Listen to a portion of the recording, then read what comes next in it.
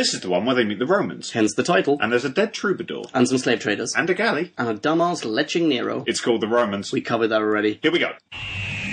We're embarking on a voyage all through time and all through space. Encountering Dalek, Starlanude, and the Cybertronic race. Centaurans look like taters, and Silurians all have wonky scales. And the Doctor has a TARDIS, we're reviewing all his tales. Who back when? Reviewing all of who there is. Who back when? Subscribe and rate on iTunes, please. Episode by episode, we're trudging down this temporal road. Come join us on this odyssey. What other choice could there be than Who back when? Who back when? Hello, and welcome to episode 012, or 012, if you will, of Who Back When, a Doctor Who podcast. I am Flappy.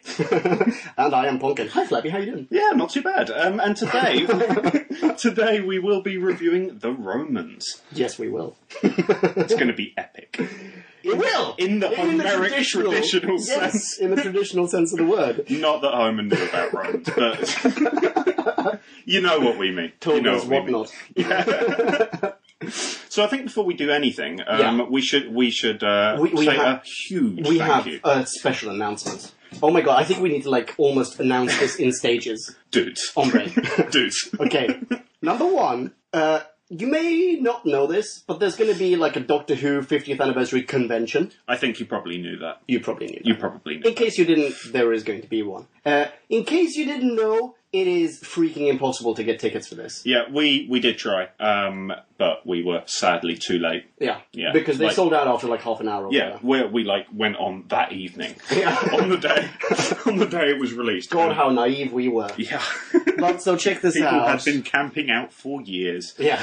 Yeah. There is obviously no hope for us getting these tickets. No, dead. Because it is impossible. Absolutely. There are no more tickets. And if we were to scalp them, it would literally cost us hundreds. An arm and a leg, literally. Yeah. They're going to be with bone saws and things. Yeah, the kind of people who would sell a ticket like that. Yeah, exactly. Would want arms and legs, We got a ticket. Do you actually need your spleen? Yeah. Yeah.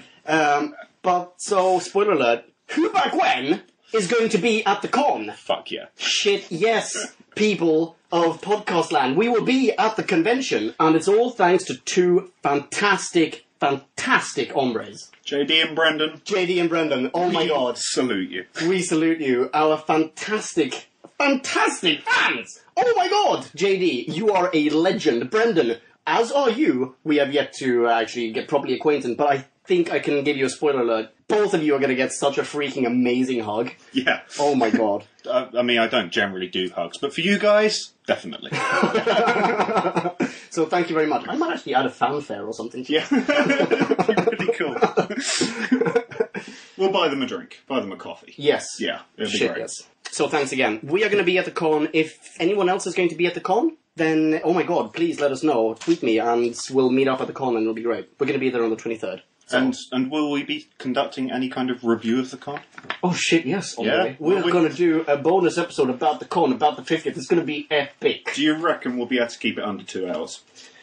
We'll see. I give you no promises. Let's take lots of pictures. It'll be great. Mm. Yeah. Are you going in cosplay? No, Lord no. Absolutely Lord no. I don't do things like that. I might wear a bow tie. We'll see. Alright. Well, dude, the last time... You're the same guy who, when we went to see the Star Trek movie... went in the uniform. Dressed up in full uniform. Excuse me, obviously. You know Amanda pretended to not know you, right? Well, it was difficult. We sat next to each other. Anyway, this isn't the Star Trek podcast. Also, we're going to start keeping these short. Anyway, okie dokie, shall we... Yeah, I think... It might be time for what? Bite-sized chunk of Who. We need a jingle. Yeah, we totally do. You're going to have so much editing to do. Yeah.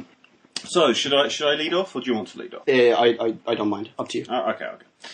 So basically, as we left it at the last episode, the TARDIS has fallen over a cliff, quite literally on a literal cliffhanger. And all of a sudden, the whole troop is in Roman garb, eating grapes. Well, Ian is at least. And apparently they've been doing so for about a month. Yeah, and the troop, obviously, they split up, with Doc and Vicky going to Rome. in one group, and Barb and Ian in not one but two other groups being kidnapped by slave traders and separated. Yeah, separately. So Barb, it turns out, is made a slave in Nero's palace. Ian is put in a galley, and the Doctor impersonates a travelling murderous troubadour. Inappropriate laughter and madness ensue. It is actually a great plot. It's a weird episode. I'll say that from the very outset. It is the weirdest episode of Doctor Who. Spoiler alert, I really enjoyed it. Oh, I really enjoyed it. Okay. It had this sort of off-kilter humour to it. Like black, dark humour to it. Well, yeah, the fact that the darkest things imaginable are like accompanied by the official soundtrack to Laurel and Hardy's The Flying Gooses. So what are the worst things you can think of? Murder's bad. So that's pretty bad. Yeah, there's a saxophonist in the background. Rape's terrible. Rape is really terrible. An awful thing. Maybe you shouldn't have Christmas music to it. Slavery's harsh. I mean, it is a harsh reality. We're getting ahead of ourselves. All of these things, the Doctor finds absolutely hilarious. Yeah. All right. Well, I hope you enjoyed the bite-sized chunk of Who and that it was of great service to you. I'm sure it was, people. Let's go on with part 1, shall we? Episode 1, The Slave Traders. Just cannot wait. Do you want to take it So, as I said in the bite-sized chunk of Who, everybody wakes up. It seemed a bit random to me. Like, it just cut from TARDIS falling over a cliff to, all of a sudden, Ian's eating grapes. He's stuffing his face with the stuff. It is crazy. Everybody's super happy. Ian's, like, lounging. Like, he's literally lounging. Like Not just like Ian, the Doctor and the notorious VIB. Sorry, BIV. The notorious BIV. Like, the Doc is are actually... lounging! He's watering plants, to be fair. The Doc is watering plants. Fine, but they've basically broken into this house. Yeah.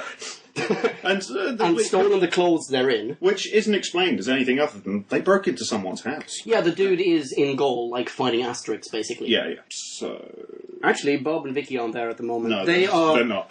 Barb and Vicky... We're off to a great start. So Barb and Vicky have actually gone down to the local Roman village. So they're walking into town, and Vicky comments that they've been there for quite some time. Mm-hmm. And it's like, aren't they thinking of moving on? Yeah, she's sort of annoyed by their phlegmatic tendencies in a way. Well, yeah, she wants adventure. She wants the adventure that the Doctor promised her. Yeah, what was it the Doctor said? He was, adventure, I can promise you plenty of it. Like, in a really sort of... Yeah, while scratching his groin. Yeah. But what the hell does she want? She's been taken to Rome, for God's sake. Well, actually not Rome, but she's been taken to, like, Rome, the Roman Empire. Roman Empire. Ancient Rome. Yeah. Pretty cool, Nespar, but not to her. She's not fucking impressed. By the way, hang on. We need to cover something before we go on with this entire storyline. We have now gotten to know Vicky a bit more. Like, a bit better. Yeah. Have you changed your opinion of her? Yeah, I guess I have. I hate her even more than I did in the first place. I thought she might develop somehow. Okay. She hasn't developed in the least bit. Only in a negative sense. She has shown herself to be a worse actress than initially thought, and I thought she was a bad actress to begin with, and sort of like a dead character. Right? Like she is like. I feel like she has, and we'll see this throughout this episode or the story, but like I feel like she's been given more screen time and more to do than Susan ever did, but it's all just nonsense. Yeah. Like, and also, oh my god, I've got a question for you, dude. Although Susan's script was terrible, and although the part wasn't great, at least you got the sense of this otherworldliness from her. There was always this slightly intriguing thing. Well, she was an alien. Susan. Yeah, she's an alien. She's like, we don't know what the first 15 years of her life were like. Like, you know, what she's experienced, what she's seen, where she's been. You could argue that you don't know that about Vicky either, though. Yeah, but, like, Vicky is an Earth girl. Like, yeah, she's from the future. Yeah, but like, not as exotic as a Time Lord's granddaughter. Exactly. Okay, got another question for you. Have you revised your opinion of how old she is? Because I have. Really? To me, she is a total child now. Interesting. I hadn't. Like, I assumed early 20s again. I think she behaves like a child. Well, yeah, she may behave like a child, but somebody in their early 20s might. I don't know. What is that? What? Because she's She's just very childish and naive. Well, the Doctor speaks to her like a child, but that was always going to be the case. He's got, like... That's true. A grandfatherly voice on whenever he speaks to her. That's true. Yeah. Still, I think she's younger than we thought she would be, and thus the argument that she is older than Susan doesn't hold up. Well, I think she's over the legal limit. No, you are not allowed to want her. She's over the legal limit, I would say, certainly. And so Susan. Yeah, but she wasn't meant to be. No, she was. 16 is the legal limit, right? Jump. 16 is the legal limit. All right, let's review what we know about Vicky then. Freaking 1960s. Right, surely they were more lax on it back then. Let's review what we know about Vicky. Okay. We're going to get to the story in a moment, people. She is a space traveller. Yeah. Vicky is a space traveller. She got that job somehow. She didn't get a job. Her dad got a job. She was moving somewhere with her dad. I suppose that's true. Her mum passed away, and her dad got a job on some other planet, and took her on this space cruiser to wherever, and then they happened to crash on Dido. That's it. Then why is it? She was not an employee of the spaceship. So you think the upskirt shot was just a mistake? Either that, or I was thinking maybe it's like that weird... I'm probably going to offend one subculture of nerdom here. Maybe it's like that weird manga anime type thing where you've got schoolgirls whose pants are constantly showing. Maybe it's like almost a childish element to the fact that she flashed her pants. Really? Yeah. I honestly don't think so. In that case, it was a mistake, man. I honestly disagree. I think she is there to be lusted. To be sexy? To be lusted after. Oh, I'll say this. She's a lot cuter now than she was in the first one, in The Rescue. I still think she doesn't have a great face. No, she doesn't have a great face. But I mean, it's not a... No, fuck it. Let's get back to Rome, dude. Alright, anyway. Tangent over. Jesus Christ, this is going to take days. Let's get this done in an hour and a half. Basta, including reviews. Boom, go for it. Okay, so we left off with Vicky comments that they've been there for ages, and in the meantime, we see a guy in the bushes lurking. Yeah, I've got it down as it cut to a dastardly looking hombre sharpening a sword and then heading towards them with a twinkle of murder in his eyes. Dastardly is the word. We see a dastardly man. Yeah. Yeah. It's like she jinxes it. She's like, I want adventure. Boom, cut to murderer. Anyway. So the next thing we see is lots of activity down by the marketplace, and we cut to these two guys who turn out to be slave traders. Yeah, what are they called? I've got them down as Idius and Sacheria. Oh, I had Didius. Oh, Didius, okay. You might be right with Idius, but whatever. I don't think it really matters. I've got them as Beard and Slave Dude. Okay, fine. We'll rock with that. All right. So they're talking about how they're not making very much money. They're in a little town. Basically. Yeah, they're clearly kidnapping people to become slaves. Work. Yeah, they're they're not looking for work. They're looking for people to kidnap to become slaves. Well, yeah, they're looking for people to trade. To kidnap people. In fact, what they say is like this is their last chance to raid a town before they hit Rome, which is where they plan to sell their slaves. So they're making inquiries about the local young women. Is the ones they're mainly interested in. Yeah. And their first port of call is to ask this lady at a market stall who's just been talking to Vicky and Barb. Well, yeah, they spot VB and realise that they're Britons, and therefore, this is weird to me, by the way, therefore they are more valuable as slaves. Yeah, which is true. Because they knew the language, is that it? No, like, it was true that Britons were very highly valued slaves. Really? Because they were thought to be big and strong and healthy and... Which is weird, they see these two people, they are not big and strong. Yeah, they're not big and strong, no, that's true. Barb is quite tall. Yeah, she is quite tall. Like but a Briton. Vicky does not look healthy to me. She looks, if anything, she looks anemic. Yeah, and we haven't really worked out what's going on with the language either. Like, is the TARDIS translating this? And probably. Do they have, like, British accents? I don't know. I think it's because doesn't Vicky No Brains say something about, like, we are from British... We're from London, and Barb says, no, we're from Londinium. Yeah, and that's how they find out. Anyway, so Vicky No Brains wants Barb to buy her some silk, but has got haggling completely ass backwards. So the slaver dudes turn up once Barb has taken her away from the store, because clearly she's just going to buy the first thing for the most money in the world. And, as you said, they bribe this stall lady for information. Many, many times. Many, many times. And they find out that they are staying in a house north of the town, have been there for about a month, and the owner, Fabius, is in Gaul. Yeah. With Asterix and Obelix. So, we go back to the villa. No, Troubadour. Do we? Yeah, cut to the old Troubadour. So, as they leave the market, another man is also leaving the market. This old guy carrying a lyre, And so he's like this troubadour dude. And he basically just leaves the market only to be brutally murdered by the aforementioned creepy sword gringo. That's it. Then cut to Casa Okay, Fabius. so we cut back to the villa, and the troupe are eating and laughing. Yeah. And Ian actually comments that he'd like to stay for as long as possible. Yeah. Yeah. Yeah. And we also find out that they haven't even checked. Again, my theory that they've just given up hope of ever returning home. Like, he's willing to settle for anything that's halfway passable. Do you think so? I I think it's not just halfway possible. I think they're living a life of opulence. Well, they are, And but they must know it's not going to last forever. No, that's true. But I don't think he wants to stay there forever, really. I think he's just enjoying the fact that they're on holiday, basically. Okay, yeah. They're not being kidnapped by people. Spoiler alert. That's going to happen. And, like, they're not fighting Aztecs or being brainwashed by Sensorites or anything. He just wants to eat grapes and enjoy life. Okay, fine.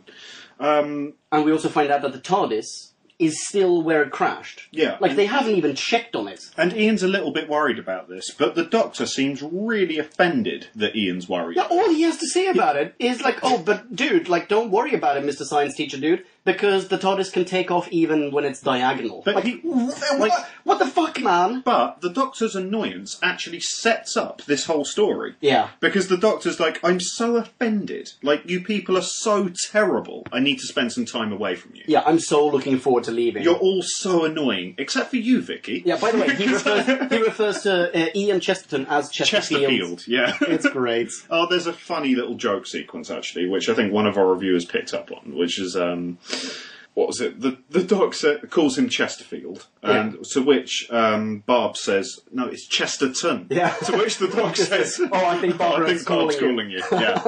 so good. But this episode is infused with little jokes. Like, it's quite nice. Like, wordplay. Oh, absolutely. Should also point out, there is some serious chemistry between Barb and Ian here. Okay, we'll get Yeah, we'll get that. We'll get a that. few times. I know. Oh my god, those two, Like, they're just waiting. They are on the edge. Like, a few times, they just get plastered together. And I know! Just like, they're just waiting for an opportunity to give each other handjobs in the atrium. This is going to happen. play people. fighting. I know, it's great. Anyway, okay, yeah. wanna We'll get to that. okay. Anyway, Alright. so the Doctor's really annoyed. He's going to go to Rome. Yeah. He needs some time away. Yeah, And he's and going he- to take Vicky with him. Yeah, he's not only going to take Vicky with him, he also takes with him an apple and some grapes and says this should last him 2 or 3 days. So Vicky's coming along. Bob and Ian want to come along, but he's like, yeah, you just said you wanted a holiday, so screw you guys. You're staying here. And then the flirting begins. oh proper. my god, the second the Doctor and his surrogate They just granddaughter are in the cannot. room. They literally cannot keep their hands off. Oh my god, we have a She starts tussling with Ian's hair. we also have a soundbite in which Bob and Ian are discussing how what he looks like Yeah. in his Roman garb. Soundbite? Soundbites. Soundbite. What's the matter, my slip showing? No. I was just thinking what a splendid-looking Roman you make. Oh. Well, yes. I wasn't so modest, I'd agree with you. Boom shakalak. Oh my god, they are totally going to bone. But then Ian starts reciting Julius Caesar. Yeah, yes, okay, that is true. And she does his hair. Yeah. Oh my god. It's so sexy. It when is. when she's doing his hair. It's just like I had a semi Yeah. during that entire scene. So like, this has been coming for quite some time. yeah, and it will. Do you know what? She did his hair very Roman-like. Oh, she did. Did a really good job. Great job. He looks so good without that. So how is it you look like a side part. Roman? Because they did a really good job of it. Is it just basically push all your hair forward? Forward, yeah, and no parting on the side. Yeah. I guess that's it. Like, he looks impeccably English with his side parting, so get that out of there. He even asks her, like, how long do you reckon the dog's going to be away? He, in his mind, is calculating. It's like, have we got time to bone? Well, have I got time to seduce you, then bone you?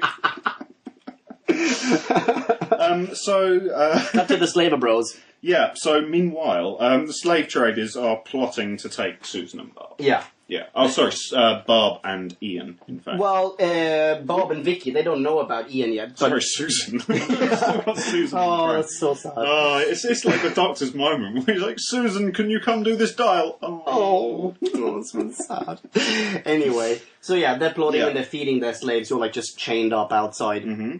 Cut back to the house. Ian and Barb are fucking pissed. They are getting tipsy. And they are on the edge. They are maybe one chalice of wine from an unwanted pregnancy. They seriously kid and flirt constantly. Then Ian hears a sound. Yeah. And Bob doesn't, but Kablamatron enter the Slaver Bros. Yeah. Ian heroically tries to rescue Bob, but she stupidly knocks him over the head, and they're both abducted. Actually, one thing we should mention, it's not important, but it will bookend. Yeah. The joke, the fridge joke. Okay, yeah, we should mention that. Well, also, Barbara bashing Ian over the head is displayed as a joke. Oh yeah, and there's it is so funny. much slapstick in this whole thing. It is funny. Yeah, it is actually funny. But yeah, so how did the fridge joke go? He says, this wine needs a little ice. Yeah. And Barb says, why don't you go and get some from the fridge? And he starts walking towards, I guess, the kitchen. And then goes, you got me. You got me. Silly, come right here. They're not gonna... Anyway, so the Slaver Bros turn up, Ian gets bashed over the head by Bob, and then they are both kidnapped. Unintentionally. Yeah, unintentionally, yeah. Which will lead to some heavy flirting later. Oh my god. So then, meanwhile, Doc and Vicky, henceforth referred to as VD, have found... Oh, don't do that. Okay, sorry. Alright, fine. DVT? DVD? Doc and Vicky Troop? DVT? DVD? Alright, fine. Whatever. Doc and Vicky. They're walking along, they're on their way to Rome, and they find a dead guy in the bushes. They find the troubadour. Yeah. The dead troubadour. And they also see a centurion clearly looking for said dead dude. Which, actually, the Doctor knew. Or he claims to have. Oh, but, I mean, it was obvious. It was so obvious. He's looking in the bushes for what? Obviously, the dead guy in the bushes, right? Yeah. But instead if he was actually looking for the guy alive, he wouldn't be looking in the bushes. Yeah, exactly. Yeah. But instead of just dialing 911 and telling him that there's been a 487 in the bushes, Doc poses as the troubadour, whose name is Maximus Petulian. Why was he doing that, other than looking for a little bit of fun and adventure? Bit of fun, yeah. I think that's it. I think that is it. And he is to be taken with Vicky, who is smiling. She is grinning ear to ear, even though she just saw a freshly murdered geriatric musician. Okay? They are to be taken to see Nero himself. To be honest, she's like this all the way through the story. I think she's cold from the death of her pet. She is really? Sandy? Yes, the Bukake monster? Yeah, If it hadn't been for the death of the Bukake monster, she'd be a complete human being, but now she's not. Well, since Sandy died, she's just lost touch with her emotions. Sandy was just her conscience. Yeah. A slow-moving, legless, vegetarian conscience. Alright. And Bob killed it. With a flare. Alright, so, cut to the slavers. They sell Ian and another slave to some dude. Yeah. But Barb, it turns out, is so valuable that she needs to be auctioned. Yeah, she's going to be taken to Rome, and... basically, Jan, to use the traditional Aztec pronunciation, is going somewhere else. Is it Jan or Ian? Oh, is it Ian? Ian. Sorry. My apologies to all the Aztecs listening. So anyway, cut to, this is now the end of episode 1, where the Centurion is manhandling the aforeseen murderer, and essentially revealing that he had hired this guy to slay the troubadour, because Nero, being an amateur musician himself, pays handsomely to have better musicians than him taken out. Yeah. And the murderer is then hired to kill the doc, who is with the centurion. Oh, by the way, guys, the murderer has no tongue. Well, we'll find. Do we find that out? We find that out right now. He is the least cunning linguist in the Roman Empire. Yeah, but we do get a good explanation of that. So, episode 2, all roads lead to Rome. I've heard that phrase somewhere. For a second there, I thought you were serious. I know this phrase. I have heard this phrase many times. All right, let's do this. So the tongueless guy is sent back in to kill the doctor by the centurion, because the centurion believes that tongueless man has simply failed in his task to kill the lyre player. Yeah. And says if he fails again, he will lose more than just his tongue. So this centurion is badass. Yeah. So the tongueless guy comes up behind the Doctor. He wants to stab him in the back, essentially. But the Doctor, like a cat, is ready for him. He Jackie Chan's this tongueless idiot. But, You wouldn't believe. But immediately starts laughing. Like, all the way all the way through the fight, he's laughing. Yeah, and super physical, by the way. He's untouchable as a fighter, actually. Like, he seriously is. He's unplayable. Yeah. Yeah. I think it's not really like, it's not action. It's not the kind of action sequence that we've seen in, for instance, Prehistoric Earth or Aztec Country. Like, this is slapstick action. Yeah. Yeah. Yeah. Like, he's just throwing him around and it's all kind of Humpty Dumpty-esque. Until he's thrown out the window. Yeah, Vicky turns up, raises a vase, because like, oh my god, the Doctor's being attacked! And the tongueless dude literally just falls out of a window to his death. Yeah. At which point, Vicky starts smiling again, laughing, and everything's like, oh, this is so great! And the Doctor even says, like, oh... She has a social disorder. Oh, yeah. She does. She is missing something. Yeah. So...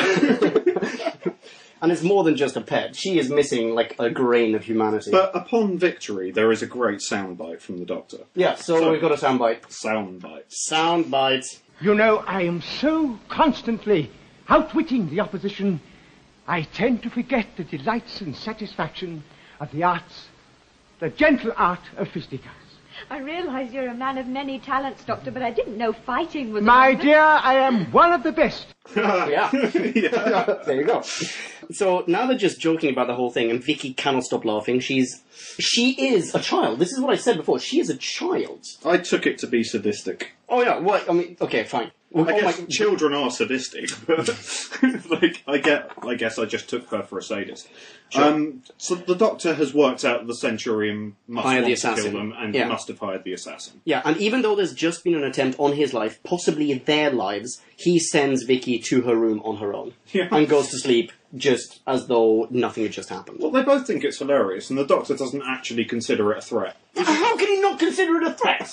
He's just like, oh, assassins, they're everywhere in Rome. Like, why did he have no tongue? Oh, yeah, they did that. They didn't want to be denounced, so they just, like, cut their tongues out. Fine. It's fine. Anyway. I'll fight them all off. Hombre, cut to Rome, where Bob and another woman are put into a cell, and the slaver tells Bob that he's to give her, like, some new clothes, so she'll look, quote-unquote, special at the auction, because she's clearly going to be sold as a bang toy. Yeah. And her new friend has a cough. Well, no, she like, it's a little bit more than a bang toy. She's sexy but classy as well. She's like a high-rent hooker. You know? She's an escort. Yeah. Okay. Yeah. She's a courtesan. She's like a pretty thing you put in the corner. Fine. Yeah. Alright. Okay. Alright. Anyway, so her new friend has a cough, and is, like, practically leprous, and Bob, like, just starts taking care of her in a way, and she's very, very kind, which becomes relevant. Yeah, she's also, by the way, clearly had a nice girl chat with this woman, and has not shut up about her crush on Ian. No, not. Because Coffee McGillicuddy marvels at what an exotic name Ian is, and I've made a note here. I wonder if that'll come into play later on. Yes, it will. So then, Bob stares longingly out the window, dreaming of Ian. Fade to a galley. Fade to Ian in a slave ship. Yeah, a galley. Yeah, a galley. And there is water flying about everywhere. It's really hard work. It's crazy hard work. Yeah. That must be like the worst ever. But Ian, like man that he is discussing with another slave an escape plan. Yeah, he is great escaping constantly. They see land close by, and he just all of a sudden decides, you know what, we're going to great escape. Yeah. Doesn't tell his friend, his like co-galley slave buddy, what the plan is. Seems to instinctively understand. Yeah, he gives him a signal, at which point... To be fair, it's not much of a plan. At which point, yeah, okay, fine. At which point, his buddy pretends to die. The galley master turns up to inspect the body. Ian fails to take the galley master down, and the galley master... he just says you'll have to do better than that, and then carries on. I mean, correct me if I'm wrong. They were famous for being really, like, just nice blokes, right? Who? Like, galley masters. Slave trade? Yeah, I mean, if you tried to escape, that was fine, right? Oh, yeah, of course. Yeah. Yeah. It was just, like, all part of the job, really. Exactly. Like, water off a duck's back. Precisely. Anyway, cut back to the cell where a man named Tavius...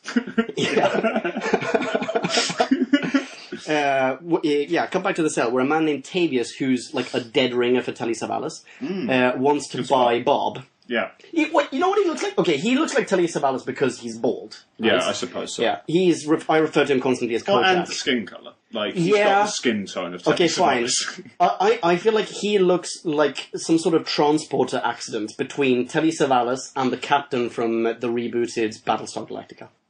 Alright, fine. Anyway, Kojak, he is there to buy Bob. Yep. And but she won't have it. And the slaver says that she's bound for the public auction anyway, so obviously Kojak's going to be there, right? Yeah, he can come along and auction if he wants. Yeah. So anyway, cut back to the ship. There's a storm. Yep, and the rowing's gotten even worse. Yeah. Basically. And it's hit by a huge wave, the galley monster falls over, all of the slaves, like the compadres, just team up and collectively Jason Statham him. Yeah, everything's going to hell. Yeah. Yeah. But now also they're sort of free on a sinking ship, essentially.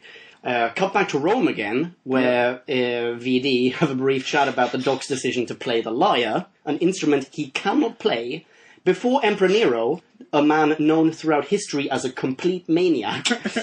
And then they leave frame just in time for the slave auction in the background to progress and Bob to be brought up on stage. Which is a common trope in this episode. Yeah, this happens constantly. Like, essentially, this whole episode is the Doctor turning up in places, things happening to Ian and Barb behind him, and him not noticing. Yeah, or like them talking about how far away they are, then leaving frame, and the person they just referred to entering frame, not having seen each other. Yeah, it's comical, but I think it's meant to be comical. I think so as well. It's definitely meant to be comical, but I do think that it's also overused in this story. Yeah, it is. Absolutely. It is a little. It all sort of builds up to one big punchline, which isn't very punchy. No, not really. We'll get to that. Anyway, so Barb's being auctioned. Yeah, there are only women for sale, by the way. Yeah. Yeah, this is not the type of auction where you buy a gardener or a servant. That's okay. This is not eBay, this is Craigslist casual encounters. So, bidding starts on Barb at 500, then Kojak turns up and buys her for 10 large. Yeah. Which, obviously, we have no idea, like, what those units of currency mean, but I assume 10 large is a lot, because everybody gasps and it's like, shit. Yeah, exactly. Well, Christ, in general, like, wait, hang on, you wouldn't maybe up from 500 to 10 grand, you would go like, 600. I thought 500 was considered a derisory bid. He thought that was a joke. Sure, when he said 500. So, like, he actually started the bidding at like 2,000 or something. That's true. Actually, wait, hang on, let's have a little financial conversation here. If we just rewind the proceedings, loops, yeah. The slave trader boys, the slaver bros, they, before setting off to Rome, before selling Barb and Ian, they met some other guy. This is totally peripheral, which is why we didn't mention it. They met some other dude who wanted to buy both of them. Yeah. I think the guy who actually bought Ian. And they say, how much would you pay for them? And he said 700, and they go, each. And he just laughed at them. Yeah. So 700 per slave would be a fair price, according to these slave traders. Okay, so, alright. So 10 grand... That does put it in context. Crazy amount of money. Yeah, that does put it in context. Anyway, Bob actually looks flattered. Yeah. Yeah. She's like, you be? 10 grand? And also, she's a history teacher. She knows if she's worth 10 grand, she's going somewhere pretty decent. Yeah. Like, the life of a 10 grand slave is, like, incomparable to a 700 slave. Yeah, exactly. Yeah. So clearly she's going somewhere nice. Kablamo, cut to a desert island where Ian and Delos is his name, I think? Delos, I had. Delos, sure. Yeah. They're basically Robinson and Fridaying on the beach. And Delos or Deros, Friday, checks his GPS and finds that they must be close to Rome. Mm-hmm. So they head off to save the woman who is now almost 100% sure to be Ian's love interest. Blam! Back to Kojak's pad. He turns out to be quite a nice guy. Yeah, he's a super nice dude. Yeah, like, he's telling her, yeah, I know it's shit being a slave, but, like, this isn't so this bad. Is a nice comparative. Place. And literally the only reason I picked you was because I saw how nice you were being to Coffee McGillicuddy. Yeah. So, like, he wants her for her personality. Whilst explaining this to her, did you not also notice that he was constantly trying to touch her up?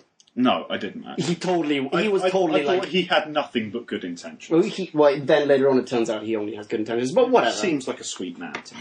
He also does tell her that she is to remain a slave. She's not free, but now that she lives in Bing Bong Bing Nero's house, she'll have a better life. So, wait, what? Kojak is the Emperor's flatmate. That's my note here. Well, but it turns out like he is like the head slave buyer. Yeah, like he works for Nero. Exactly. And apparently does know Nero's taste very well. Because when Nero sees Barb, like... Oh my god. We'll talk about it. That needs its own discussion. Absolutely. Anyway. So Tabius starts speaking with the Doctor, who he thinks at this point is the lyre player. Exactly. Everybody else does. Yeah, outside, this is again the same thing. Like, oh, we've got Maximus Petillion has just arrived. Yeah. Yeah, send him in. Oh, wait, actually, hang on, I'll meet him outside. So, like, very nearly he meets Barbara. Like, the Doctor and Barbara meet. Yeah, okay. But not really. Yeah. Anyway, they chat. Kojak speaks to him suspiciously, says that there was trouble, but I took care of it. Yeah. The Doctor just plays along. Exactly. The whole while. He's in the Apoditarium, and there's clearly some sort of plot going on, which the Doctor must feign knowledge of. Yeah. Wherefore he doesn't, find out anything. Well, so that, yeah. Yeah. Anyway, then Nero he can pops up. appear to be this lyre player to all concerned. Exactly. So enter Nero, who is a fat, burping, meat-eating, off-the-bone, greasy slob. Yeah, he is not at all like the Nero I, imagine. Well, I imagine, a maniac. Yeah, I imagine someone far more sadistic. Yeah, but, when I think of Nero, or generally people from history who are sadistic, I imagine them a bit slicker than that. I thought Nero was, a slick guy. Yeah, like a psycho. A total psycho. Yeah. Not like a buffoon. No, It seems actually as though his wife has more... obviously she has more sense, but she seems to have more control almost in some sense. I mean, I think they display quite well Nero is, he's very into himself. He's very, he likes to self-aggrandize. Absolutely. He's basically the Doctor. Which is, Yeah, we're going to get to that as well. Which is absolutely true. I think that's accurate to history, but I wasn't expecting such a fat slob, to be perfectly exactly. honest. Anyway, so he and the Doc, they have kind of a liar off. Yes, that's the exact term I used. Oh, really? Yeah. They have a liar off. I had a liar off. Nice. Great minds, dude. Which is the shittest liar off that could ever be conducted. The Doc basically pretends to pretend he can't play as well as Nero can. Right? Yeah. Which is actually pretty clever. Super clever. It is actually pretty clever. Thinks that he's gotten away with it. Nero leaves frame, and then Vicky goes, well, I hope you play as well as that. Or I hope it goes as well when you play with him the next time. He's like, huh? I must say, I got away with that rather well. No, not really. Not really. Back in the city, anyway, Ian and Friday have arrived, and Ian says Friday didn't have to come along, but Friday replies, I've got a quote here. Oh, I'm just going to jinx it by telling you we've been so lucky thus far. We're clearly going to make it through this unscathed. No fade, no cut. They're just instantly arrested by a couple of centurions. Cut to the Apoditarium. It is as though the Centurions have a radar for irony. Jinx. Irony radar. We're picking up hashtags all over the place. Anyway, so cut to the Apoditarium. That's changing room to you and me, by the way, where Doc recycles an old joke from episode 1 of The Sensorites in saying he's not the curious type.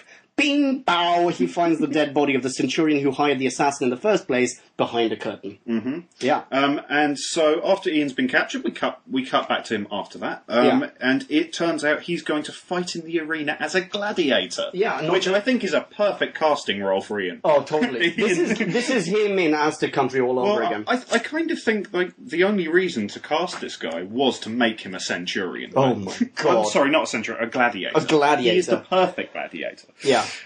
Sorry, Russell Crowe. The note I made was, I always knew he had it in him. That's what she said. Cut to some stock footage of lions. Yeah, wait. That's exactly my note as well. But wait, not just that. He is put in the cell next to Coffee McGillicuddy.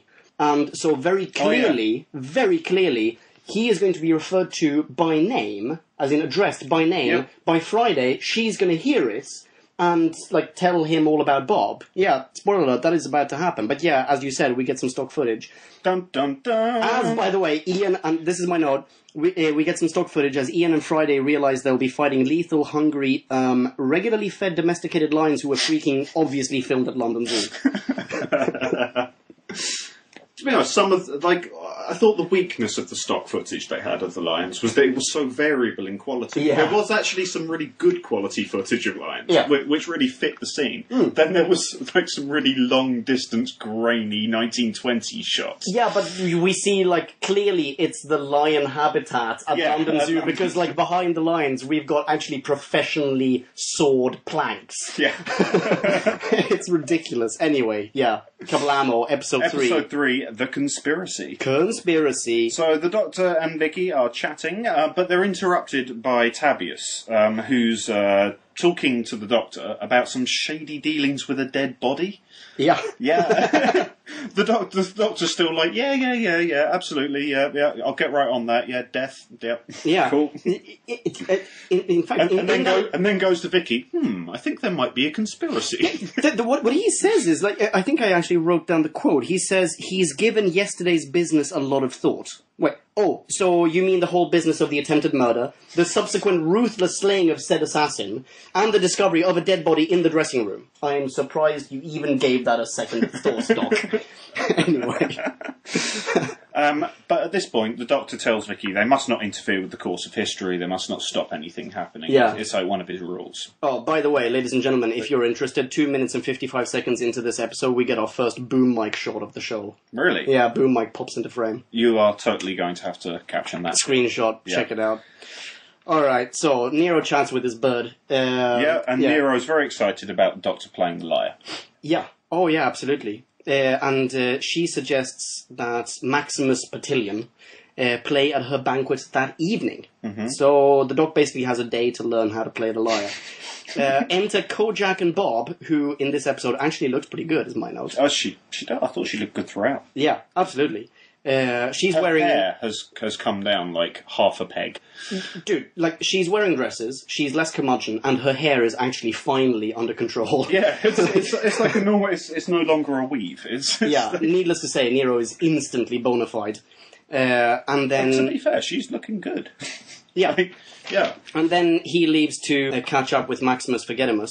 And Bob is to serve as Nero's... Attendant. Like, Nero's wife's new attendant. Like, she is the wife's slave. What's her name again? Which? Nero's wife? Oh, it's... Poppaea or something. Yeah. I think Poppaea. Anyway. So Nero's immediately very taken with Barb. Oh, and he's like totally. leching over her like from minute one. Yeah, but wait, hang on. And the wife instantly doesn't like it. Oh, that's what I was going to say. We get a little bit of an interlude between wife... fucking hell. Poppaea, not Pompeia. Poppaea and Barbara Greathair. They have a chat in which the wife basically says, listen, I like being the Empress, and if you have any ambition to become the Empress, because she's seen how her husband got an instant erection. Right? Yeah, I'm gonna fucking cut you. I will kill you. Like, but you are the Empress. Yeah. Surely you can do more than just tell this person off. If your husband, the Emperor, is attracted to some other woman, and your status, your social status depends on those two not doing it, then just send her away. I would imagine she gets a lot of that. He seems like the sort of guy who might be leching on quite a few people. What's she going to do? Kill every woman he comes in contact with? That's actually a good point. Well, she could say, I only want male servants. Yeah. Or I only want eunuchs or something. Yeah. Yeah. And Nero, being a fucking bumbling buffoon that he is, probably wouldn't even notice the difference. Yeah, exactly. But he pretty much immediately... So after this conversation, we immediately cut to a scene of Nero starting to play Kiss Chase. Oh, he is so rapey. Involuntary Kiss Chase. So rapey. He chases her around. I'm coming after you. Loses her, You then can't get stumbles upon Vicky. He stumbles upon Vicky, gets another boner, falls over, is laughed at by Vicky, which, by the way, is totally fine, apparently. And then he runs away, and there are no repercussions for either Barbara or Vicky. Why would there be repercussions for Barbara? Dude, he wants to fuck her. She does not want to be fucked by him. He is the Emperor. He can snap his fingers or just twist his thumb downward, and she will do whatever he says. But you know what rapists are like. They love the chase. Are you saying anticipation is everything? He loves all of this. He wants her to scream. Oh, this is so disgusting. Actually, no, I don't think so. Because he's treating this as a game. Like, he is constantly laughing. So that, okay, fine, we gotta progress. So, we've got tons of really quick cuts. I'm just gonna shoot through these. Alright, but so we get to something do more mention substantial. that Nero bumps into the Doctor, who basically halts his progress for just a little bit, before quickly getting back on Barb's tail. Yeah, but the Doc just laughs. Yeah, okay, Like, so, you can see dude, this is it. So, Fine. this is the sequence of cuts. Vicky meets an old woman. We don't find out who she is just yet. Yeah. Nero's still trying to rape Bob. Bob runs past Doctor, who doesn't see her. And then Nero bumps into Doc, but leaves ASAP. Why even include Doc in that scene, by the way? Bob, in a perfect reenactment of every single Scooby-Doo episode ever, accidentally starts chasing after Nero. Yeah. Then goes, oh my god, Shaggy, turns 180, and then runs past an oblivious Doc again. Yeah. Boom, back to Vicky. Now, the Doctor, all the Doctor knows, he doesn't know it's Barbara. Like, that's part of the whole Oh joke yeah, of no, the you're episode. going to make a great point here. But he knows that, somebody is being raped. Like, he's chasing after somebody to rape them. There is screaming woman. There is no doubt about it. And he's just laughing and actually says, haha, what an extraordinary fellow. in a really positive way. It is the weirdest just like, judgment of anyone ever. Isn't it great to meet these interesting characters from history? Oh, so weird. Mustn't interfere. Anyway, so... This could be a very important rape, a historically significant rape. Yeah, exactly. Let's not interfere. Yeah, prime directive. So we're back with Vicky. Yeah, Vicky's chatting with some lady. Yeah. And, Locusta. yeah, who turns out to be Nero's official poisoner. Yeah. Yeah. Awesome job. She must be so busy. Yeah, and that's what she says. She's cooking up poison, and, she's cooking up poison for this person, that person, that person. It just all comes back and forth. And she explains to Vicky that poisoning's a very accepted part of Roman society. Everybody wants to kill everyone else, and it's just, she gets loads of work. Yeah. Nobody really blames her for making the poison, she just gets loads of work. Yeah, we end the scene between those two with her holding up a bubbling vial, nay, a carafe of poison, and wonders who will have the honour of drinking it. Yeah. Oh, I don't know, lady, but it's got to be someone pretty stupid, because that is clearly poison. But then my next note is cut back to light-hearted music and further rape attempts. Yeah. It's so light-hearted. Yeah, it's Nero finally Nero, catching up with Bob. Catches her, yeah. Yeah, he chases her around the room just like the mountain rapist in Marinus. Yeah. Yeah, exactly like that. It is almost an exact reenactment of that. Yeah. Anyway, so they end up on the bed, then Popea turns up in flagrante delicto. No, before she turns up, the Doctor comes in. He's looking for Nero. Remember this? Oh yeah, you're right! The Doctor comes totally in, right! sees that rape is occurring, because they're actually, he's mid, trying to hump her. Yeah. And he's like, oh, I'm interrupting. And leaves. Yeah, Nero just goes, Maximus, get out of here! Instead of going like, gods, kill him! Yeah. Which I think would be more realistic, to be honest. To be fair, he does want to see the liar player before he murders him, right? Okay, that is He true. wants to see whether he's any good. He really respects the liar thing. Okay, that is true. That is But true. he will want to kill him. Even though, I've got to say, hang on, small parenthesis here. He knows that this dude, Maximus Facimus, he knows that he is famous throughout the Empire as, the greatest liar player ever. Yeah. And he probably also knows that he is not the greatest player himself. Why No, would I he don't. want to put himself in that situation? I think he doesn't know that he isn't the greatest liar player himself. He believes his own lies. He's so he's on such a power trip. Nero is on such a power trip. Okay, He believes he's the greatest at everything. So, dude, let's pretend that this episode of Doctor Who was directed by Ridley Scott. Nero is being played by Joaquin Phoenix, and the Doctor is played by Russell Crowe. Yeah. Here's what would happen. Nero would break the Doctor's wrist, and then go, play. Yeah. That's what he would do. He wouldn't take the risk. He would, make him suffer, and then make him play. And when he didn't play well enough, he would cut his hands off or something. Which Emperor is Joaquin Phoenix again? It's I don't know. son of Marcus Aurelius. Yeah, I can't remember which one he is. I can't I'm remember. having a mind freeze. Yeah, me too. But anyway, Doesn't Is it matter. not possible that Nero's character is different? High five! First doesn't matter of the show. Hey! Nice. How long did it take? Like an hour? 50 minutes. Alright. Okay, so anyway. So, as you said, the wife walks in. Yeah, in catches him. flagrante delicto, he pretends that, like, she's been chasing him around. Yeah, my comment was typical rapist. She was asking for it. Yes! Oh, nice! Totally justified. Such a good comment, dude. Yeah. Anyway, so then we see a super duper quick cutscene from the cells where Ian learns from Coffee McGillicuddy that Bob has been sold. Yep. And then we cut back to the palace where the Doc and Nero are enjoying a schwitz. I didn't get this. Yeah, they're having a schwitz. They're in the sauna. Maybe you can explain this to me. I must have missed something. Okay. But they're in the sauna. They're in the sauna. Yeah. It's all steaming up nicely. They're having like a little rest. Yeah. And a bloke comes in and pours hot water on Nero. Yeah, it's the Who was that? It's the same. It's the same dude who. There's a scene. Sorry, actually, we've already gone past that. Where when Nero is attempting to catch up with Bob so that he can fuck her, this same dude turns up and like tries to lift up his cape or whatever, his toga, because he's like the personal servant. Yeah. And when he comes into the schwitz, all he wants to do is like just clean his master's feet. So he pours hot water on his feet. On his bollocks. No, on his feet. But he. I thought it was actually on his really? groin. Oh, maybe it was. I thought it was on his feet. Screenshot it. We'll screenshot Yeah.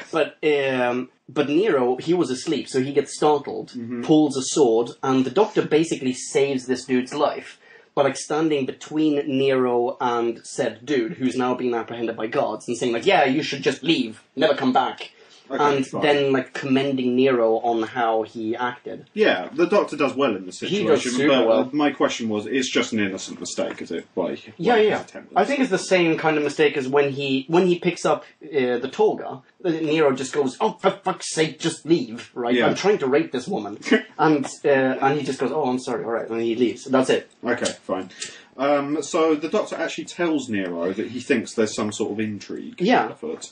But learns nothing. No, but he's sort of gaining Nero's confidence all the time. Very much so. He's he's really buttering him up, telling him he's the greatest, and Nero's buying it. Yeah. And Nero actually invites the Doctor at this point to the banquet. Yeah, to play. And says that he'll have a fantastic audience. It's Yeah. going to be the best audience possible. We then get a cutscene which, given our conversation before we pressed record, I think you're going to say we need to screenshot. This is Vicky overhearing Popea buying man. poison for Bob. She doesn't know it's for Bob, but she knows that All right.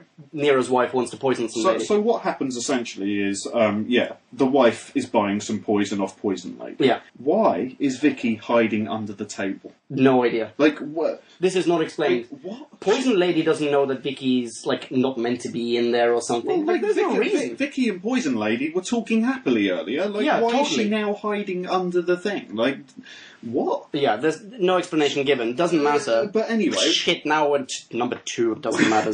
when she emerges, I opened the floodgates. When she emerges from the table, she gives a completely inexplicable face. Screenshot. At the time, I was kind of like, I actually think that is the worst piece of acting I've ever seen. Like, Really? Yeah. Wow. She like stands up out of the table and like does like some sort of cartoonish grin with like eyebrows like all over the place. Just and also smiling. Right? Yeah, but She's like really happy, intrigued, and confused all at the same time. You know what? I'm going to say this is down to directing, not so much her, because the director could just have gone, Vicky, you don't know how to act. Just stay out of frame. Or he could have just said, or she could have said, I have no idea, let's face it, probably a man. He could have said, Dudette, listen, just look sad. But probably said, okay, I want you to then turn your head, look at the camera, and give us the kind of facial expression as though you've just been, I don't know, anally fingered by a porcupine. So- Boom, go for it. so- And then she interprets it really weirdly. Random and completely uncool reference. But have you, do you remember that episode of Friends? Where Joey, God damn Joey is giving an acting class. And like obviously the joke is, Joey is a ridiculously bad actor. This is where he teaches them how to cry on cue. Well, he teaches them how to do certain faces, and he's going, yeah, if I want to look confused, I just try and divide 13 by 143. And like he's got these eyebrows going all over the place. Like it reminded me of that. It was like comically bad. Yeah, I'd like to quote Dylan Moran at this point. He says, he says this of Irish people, they always have the same look on their face. He's Irish, he's allowed to say this. He says, they have the look on their face, and Vicky has the same look on her face. He says, it's as though someone has whispered in their ear, you've just won £10 million, and then someone else has whispered in their other ear, but you only have 2 minutes to live.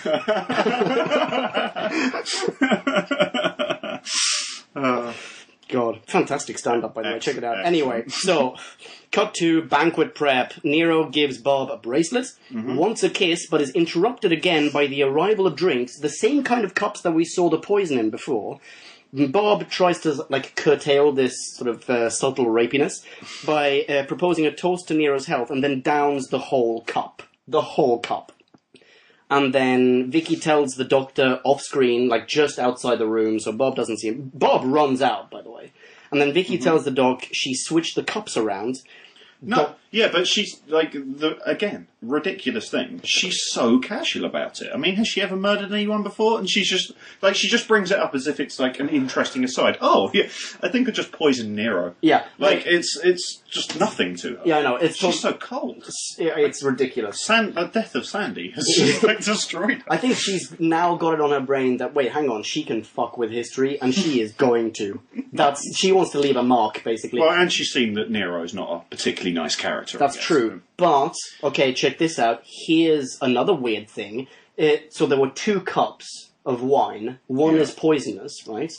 The poison maker lady, whatever, she has them on a table next to each other. They look identical. Yeah. Vicky just switches places between them. So what is this poison lady thinking? What is going through her mind? Is she saying, alright, so I'm going to put these 2 cups, they already have wine in them. One of them is poisonous. They look completely identical. In approximately, let's make it 3 hours, we have a banquet.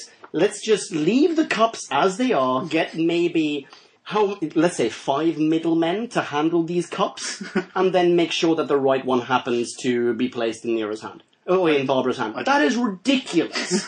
That is so ridiculous. Any project manager will frown at this. They'll just go, listen, no, you want the poison in a separate vial, and you want to bring it to Bob in a different way. That's it.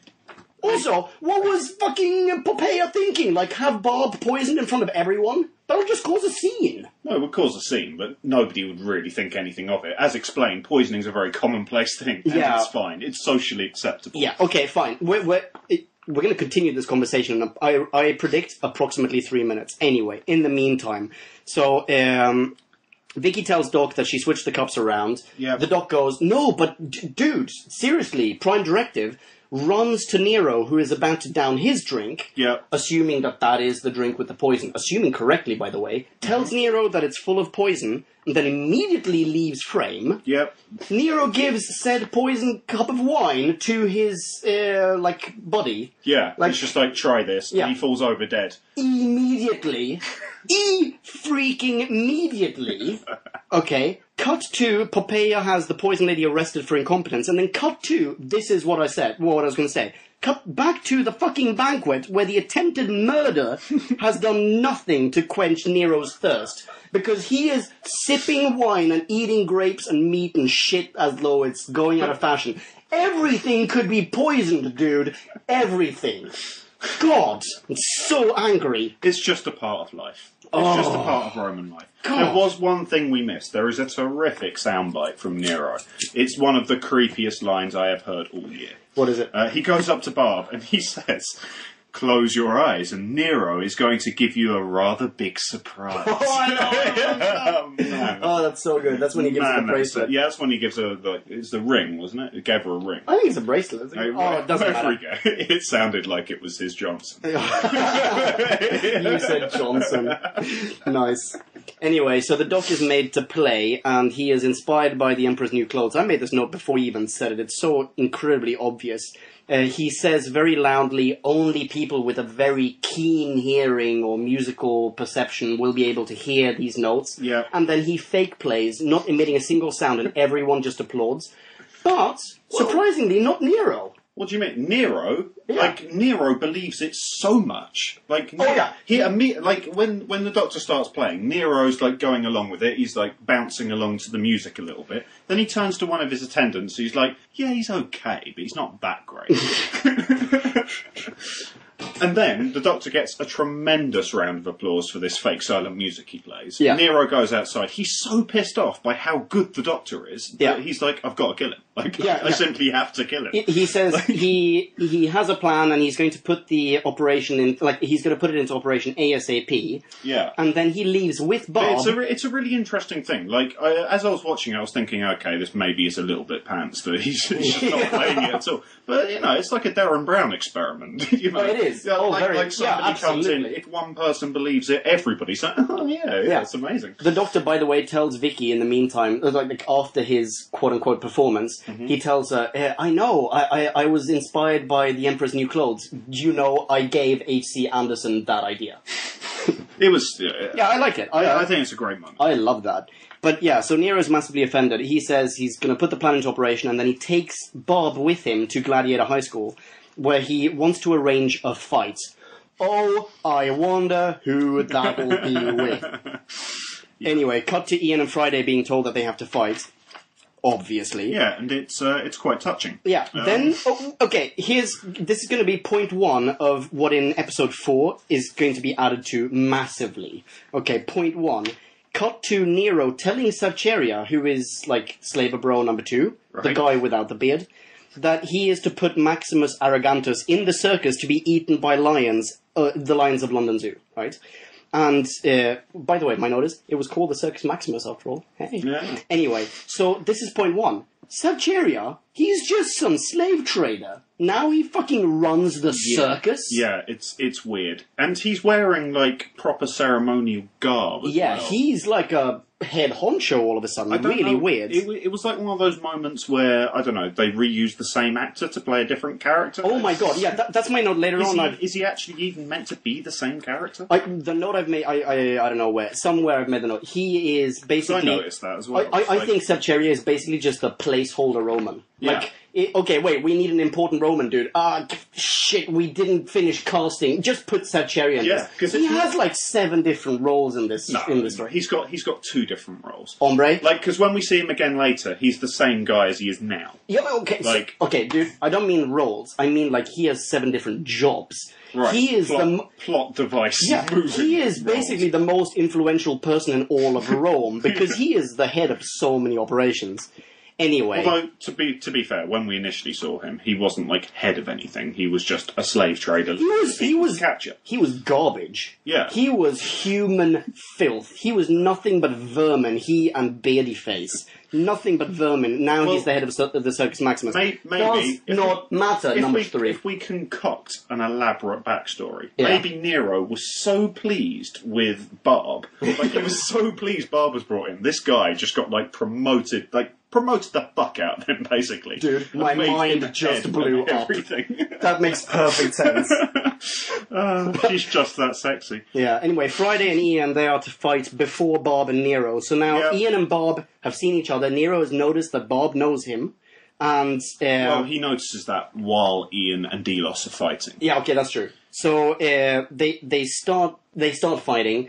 Ian gets the upper hand, refuses to kill Friday. Yeah. And then Friday gets the upper hand, is about to chop Ian's head off. Yeah. Nero... Barb screams. Yeah, Nero puts thumb down, cliffhanger, Kablamatron. Inferno. Pod 4. Oh my god, what a great name for an episode. Seriously, it's such a fitting episode name as well. Yeah, Inferno. Like the fire that's burning. Oh, spoiler alert. There is a lot god. of fire. I mean, there is a lot of fire. Yeah.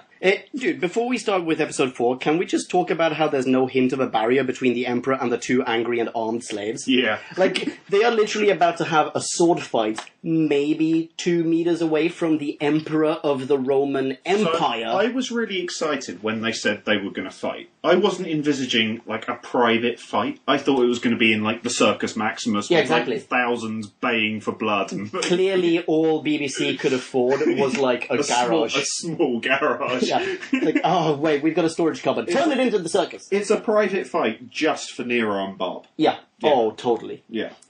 He wants to flex his muscles in front of Bob. That's what it is. But there is no hint of a barrier. So, like, it's so dangerous. Like, it's so irresponsible of the Emperor. which we're going to find out. And it turns out he's brought along the shittest guards in the world as well. Yeah, because, okay, so, ladies and gentlemen, in case you haven't seen this episode, this is what happens. Friday refuses to kill Ian as well. And instead attempts to kill Nero, then kills a guard. They tussle with the guards. They both escape. No one chases after them. No one chases after them. What? And instead, Nero, who now knows that Bob's a friend of Ian's, instead of, like, telling them get after them, he then kills a guard. He kills one of the people. Well, like, in another comic death moment, he looks as though he's about to kill Barb, and then, like, just stabs the guy behind him. Yeah, and says, like, oh, he didn't fight well enough. Yeah, he did. Well, and to be fair, he didn't. No, he didn't. He deserved to die. None of the guards fought well enough. And there were not enough guards. Dude, there were maybe 4 guards there, and they were nowhere near the Emperor. They were, like, backstage sipping tea. Oh, this is so stupid. Anyway. It was pretty God. Cut back to the palace where Popeye is telling Kojak to get rid of Bob. And then then they split up, and then Bob meets up with Kojak and tells him all about Ian, and he basically just volunteers to help both of them. And, she also tells Kojak about how Maximus Forgetimus is going to be put in the Circus Maximus. Yeah. Well done. Good line. He's just extraordinarily helpful. Throughout the entire episode, by the way, I was expecting there to be a joke about Circus Maximus. Right. The whole time. Never came. Anyway, cut to Ian and Friday. Yeah, cut to Ian and Friday. You go on. Yeah, okay. So Ian says he's going to take a chapter from the Doc's book by acting rashly and ignoring the dangers around him, essentially. That's if you read between the lines. He doesn't say that. But yeah, essentially. And then cut back to Doc and Vicky, who are looking at a map of Rome, which Vicky, by the way, correctly identifies as such. And then the Doc realizes, oh yeah, so the fires of Rome are about to happen. It's 64 AD. 64 AD. Yeah, perfect. And the city is about to burn down. Yeah, then... I wonder how that's going to happen. Yeah.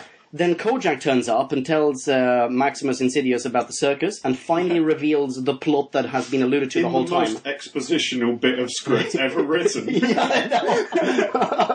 tells him in the slowest and clearest terms exactly what he said and what... Kojak might as well be a Dalek. I mean, he just reveals everything. He says, the Doc is there to murder Nero. Yeah. Don't you remember you said this? And then you said you were going to go and tell these people this? Yeah, and that's how you're going to do it, which is why you need to do it today. Yeah. So then he leaves, and then Nero shows up to invite the Doc to play at the O2, and then basically the Doc kind of completes his sentences. Like, he says, I have a surprise for you. And he goes, oh, I know, you want me to play at the circus. Yeah. And he's like, oh, what? Basically, they've turned into, like, the old married couples in the beginning and end of When Harry Met Sally. Yeah. Like, they are just constantly completing each other's sentences. And it turns into Pun City, because the Doc now knows that he is to be fed to the lions. And everything he says is just like, I hope it's a roaring success. Yeah. We'll give the audience something to really sink their teeth into. Oh my god. And then in the meantime, dude, do the glasses and fire thing. Well, in the meantime, the Doctor is holding his glasses, like somehow angling it from the sun down towards the plans of Rome. Yeah, is he doing this deliberately, do you think? Yeah, absolutely. Really? Oh, yeah, big time. Well, we find out later that he was. Yeah, but that was unknowingly. Anyway. No, I think he's doing this on purpose. Like, he's trying to create a distraction. Like, he's fucking done for. Yeah, like, I don't know why he's laughing so much about it. He's in a really bad way. He's about to be thrown to the lions. Yeah. So this is like an attempt to escape. Yeah. All right. Well, an attempt to distract Nero. That makes perfect sense. So he sets the new plans for Rome on fire. Oh, blaze. Yeah. Yeah. And initially, Nero is obviously really very upset about this and sort of starts describing the ways he's going to mutilate the Doctor. My god, we should almost soundbite that. That is such a fantastically elaborate murder plan. Yeah, it really is. Shall we soundbite that? Soundbite. Soundbite. I'll have you both killed over and over again! Guards! Guards! Fool! Idiot! Traitor! Pig! Mistaken into the arena on an island with water all round, and in the water there will be alligators, and the water level will be raised, and the alligators will get you! Hope you like that. But then, like, he starts calling the Doctor a genius, and he's like really happy. Yeah, because he sees the map on fire. Yeah, which gives him the idea that actually, like, I want all these new plans for the city. Maybe the best thing to do, so I don't have to go through the council, is just burn the whole place to the ground. Yeah. Oh, by the way, this makes no sense whatsoever. Inferno. Yeah, this makes no sense whatsoever. Why? Okay, so check this out. It does make sense. No, it makes no sense. Okay, so check this out. Alright. It makes no sense whatsoever for the following reasons. Number one, hombre, when the map is set ablaze, Nero really just acts as though this is the only copy of said plan there is. Because he immediately says, like, oh, several years of planning all gone to shit. Like, the destruction of this map means there is no plan for a new and improved Rome. There is no Rome point 2, right? Yeah. The only thing he now knows is that old Rome, Rome 1.0, is to burn to the ground. But he still needs to reinvest all that time into coming up with plans for Rome 2.0. Well, surely he can remember a few of them. And also, because he now knows the city is going to be burnt to the ground, his plan is surely going to change. Like, his changes can now be far more wide-reaching than they were initially. That is a fair point. You know what? I stand corrected, sir. Ladies and gentlemen, we just shook hands on that. Alright, cool. Anyway, so now he praises the Doc. He proclaims him the genius, tells him he's going to make him rich beyond his wildest dreams, and sets him free. And which basically means that the Doc has caused the Great Fire of Rome. So then, cut back to Ian and Friday, henceforth called If. Sneaking into the palace among all these other people, like this crowd that's gathered. Mm-hmm. And here's now point 3 to the bullet point list. Subcheria, by the way, is... This is my note! Subcheria, by the way, is clearly like a placeholder Roman now. He is guarding the palace, looking for Ian, in charge of the Circus Maximus, and he is also in charge of the burning of Rome, because he is the guy there ferrying all the people who are... Spoiler alert, the people are there to burn Rome. To be fair, he is a shady-looking guy. Oh. Like, he's a well-cast, shady Roman guy. You know what? That's judging a book by its cover. Yeah. What else do you do? Dude, we've both worked in publishing. You should know better. Anyway. He's a first-class Roman shady guy. It's fine. Yeah. Anyway, so then Nero, he throws coins at the slaves and says, there will be plenty more for you. Mm-hmm. All you have to do is... burn the place to the ground. Burn the city to smithereens, right? Yeah. Meanwhile, Tabius has noticed Ian and has pulled him out. He spots Ian. How does he recognise him? Why? Why not? He's never seen Ian! Has he never seen Ian? Kojak has never seen Ian. You've just blown my mind. There you go. You're welcome. Kojak has never seen Ian, and he's just looking at this crowd of randomers who have clearly just been taken off the street to, like, burn shit. And just goes, you're Ian, right? He goes, yes, I am. He's like, well, I thought so. You look like an Ian. Is that for real? Yeah, that is for freaking real. People, if I'm wrong, then please tweet me and tell me that I'm wrong. I think that I am right. Do you know, like, you could be. I can't remember a moment's meeting before that. But, like, at the time, it seemed plausible that he knew Ian. But, yeah, I don't think so. Maybe you're right. Yeah, so he sees Ian, spots him, says, all right, you're Ian, come with me, takes him to Bob. By the way, where the shit is Friday during all this? Like, well, we see Friday in a minute. In a minute, but in the meantime, like, Ian doesn't know how long it's going to be until he's reunited with Friday. Friday's just enjoying the fire. Like, picks one up. Yeah, he picks up, like, a... Torch, there you go, that's the word. In the meantime, we see VD skulking outside and, like, getting away with it because the gods now know that he is a free man. Mm-hmm. They don't know who Vicky is, by the way, so it's... The gods must think, well, this guy's a free man. Not strange at all that this old man is with a apparently underage girl in the bushes. That's not strange at all. Carry on about your business. Probably wasn't in Rome, to be fair. The city of vice. Oh, you're right. Like... You're right. You're very right about that. Anyway, then cut back into the palace where, as the crowd disperses, the BFI, they escape, and Kojak's motive is finally revealed, because he is a Christian. My note here, for fuck's sake. Yeah, I was gonna bring this up. It was really weird. It was just like...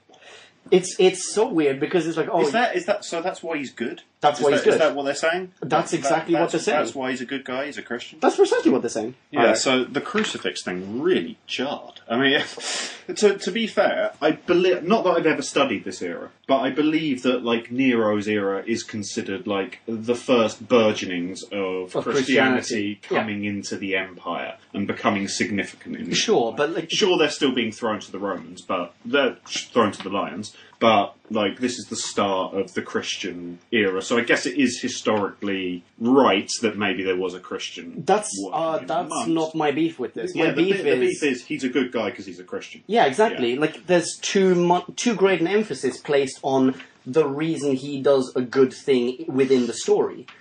Why can't he just be a good guy? Yeah. Like, in fact, he could be just a good guy and a Christian. Or someone else could be... He is a good guy, and Yeah, but it is presented in such a way that he is clearly a good guy because he's a Christian. He like, his final words are something like to the effect of, "Best of luck to you, my child." Yeah. Whilst cradling a crucifix in his hands. He is essentially Jesus.